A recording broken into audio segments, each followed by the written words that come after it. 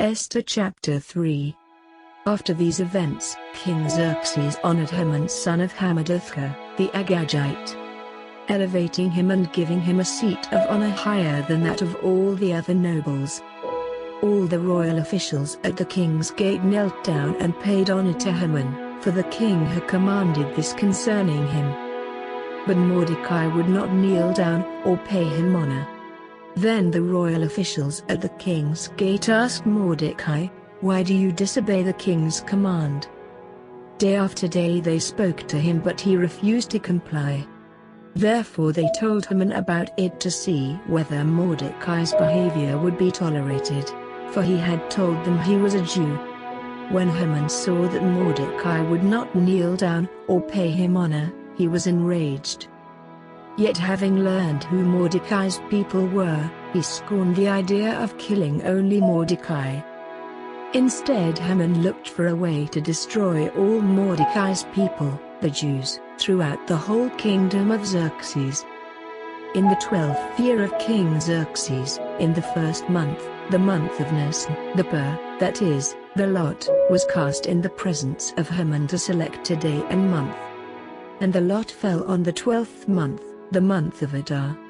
Then Haman said to King Xerxes, "There is a certain people dispersed among the peoples in all the provinces of your kingdom who keep themselves separate. Their customs are different from those of all other people, and they do not obey the king's laws. It is not in the king's best interest to tolerate them. If it pleases the king, let a decree be issued to destroy them, and I will give 10,000 talents of silver to the king's administrators for the royal treasury." So the king took his signet ring from his finger and gave it to Haman son of Hammedatha, the Agagite, the enemy of the Jews. "Keep the money," the king said to Haman, "and do with the people as you please." Then on the 13th day of the first month the royal secretaries were summoned. They wrote out in the script of each province and in the language of each people all Haman's orders to the king's satraps, the governors of the various provinces and the nobles of the various peoples. These were written in the name of King Xerxes himself and sealed with his own ring.